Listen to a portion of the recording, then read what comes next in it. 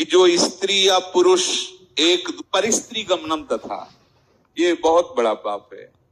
इसमें भागवत में आता है नरकों के वर्णन में कि जो स्त्री या पुरुष एक दूसरे को धर्म के विरुद्ध, जैसे जब तक ब्याह नहीं हुआ तब तक बच्चा या बच्ची को ब्रह्मचर्य रहना चाहिए।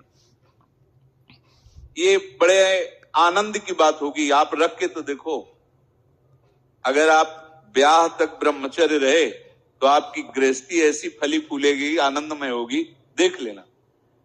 अब जैसे गेहूं गलेथ में हो, गलेथ माने होता है कि बाली निकल रही है, फूल उसमें छोटे छोटे आ रहे हैं, अब उस फसल को काट लो, कुछ नहीं मिलेगा। महीना 2 महीना रुको, उसको दाना पड़ने दो, परिपक्व होने दो, फिर अन्न राशि लग जाएगी।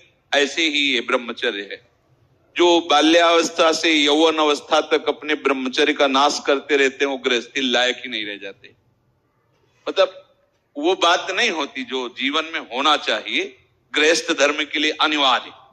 तो जो बच्चा और बच्ची ब्याह नहीं हुआ तब तक ब्रह्मचर्य का पालन करे, और जब ब्याह हो जाए, पहले तो ये था कि नाऊ चले जाते थे, गांव के नाऊ ठाकुर, वो ब्याह तय कराते थे, ना बच्चा देखता था ना बच्ची देखती थी। कितना निष्ठा, कितनी श्रद्धा। पाणी ग्रहण के समय भले वो देख ले कि फोटो वाला जमाना ही नहीं था, कभी किसी को जाना हो तो अपने लोगों में शहर जाकर के वो पर्दा वर्दा लगाए होते थे, बैठ जाओ, वो जैसे कहीं जरूरत पड़ी उस समय। ऐसे मोबाइल ही नहीं था पहले की बात। कितनी श्रद्धा, विश्वास।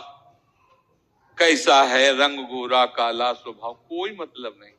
माता पिता या कोई तय करे आए, जब पाणी ग्रहण हुआ उसी समय स्वीकार कर लिया कि आजीवन निर्वाह करना है, चाहे जैसे स्वभाव वाला हो, चाहे बड़ी पवित्रता गृहस्थी में देखी गई, बड़ी पवित्रता, बड़ा जीवन, जो यहां तक मर्यादा। लोग इसका मजाक उड़ाते हैं, मजाक तो तुम्हारा उड़ रहा है, देखो ना, देखो ना, मजाक उड़ रहा है तुम्हारा। तुम्हारी क्या स्थिति है, क्या स्थिति है, अपने आप देखो तो आप खुद अपना मजाक करने लगोगे कि हमने अपना जीवन मजाक बना दिया। धर्म में सामर्थ्य होती है, धर्म में बहुत बड़ी ताकत होती है। ये जो बच्चे खिलवाड़ करते हैं या जो लोग खिलवाड़ करते हैं जानते नहीं।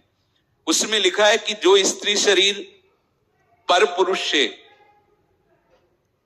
ऐसा कुछ संबंध करती है तो लोहे की तपती हुई पुरुष शरीर या स्त्री शरीर जो परस्पर ऐसा, उसमें कल्पों तक मरना है नहीं।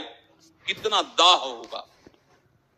रामचरितमानस में भी लिखा है, पति वंचक परपति रति करई, रोरो नरक कल्प सतपरई। जो अपने पति की वंचना करके, धोखा देके किसी और पुरुष के साथ वैसा व्यवहार करती है तो बोले 100 कल्प तक रोरो नरक में पड़ती है। ये शास्त्र झूठे नहीं, 100 कल्प तक रो। अगर तुम्हारे भाग्य में कहीं ऐसा पति है कि भाई लंगड़ा हो गया है, उसकी आंख खराब हो गई है, सुनाई नहीं देता है, वो रूपवान नहीं है, तो मिला तो तुम्हारे प्रारब्ध से ही है ना। तो अंध बधिर क्रोधी अति दीना, ऐसे उपति करके अपमाना, नारी पाव जमपुर दुख नाना।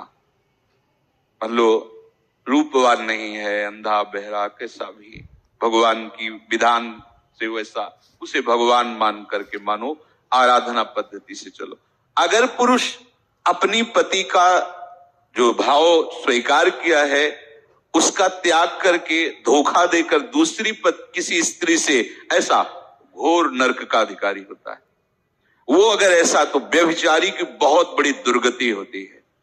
तो ऐसा कोई न समझे कि हम परिस्त्री गमन करके गोपाल शास्त्र नाम कर लेंगे तो पाप से बच जाएंगे। तो क्या सामर्थ्य इतनी है कि अगर आप आज तक गलती हुई ऐसी, आज से स्वीकार करो कि अबलो नशानी अबना नसियो, और आप भगवान नाम कीर्तन करो, गोपाल शास्त्र नाम कीर्तन करो, तो निष्पाप हो जाओगे। वो पाप आपको भोगना नहीं पड़ेगा। पर अगर आगे फिर कर दिया तो पीछे का ब्याज सही जुड़ जाएगा। ये उन्हीं के लिए है, अबलो नशानी, चाहे जितना बड़ा पाप हो।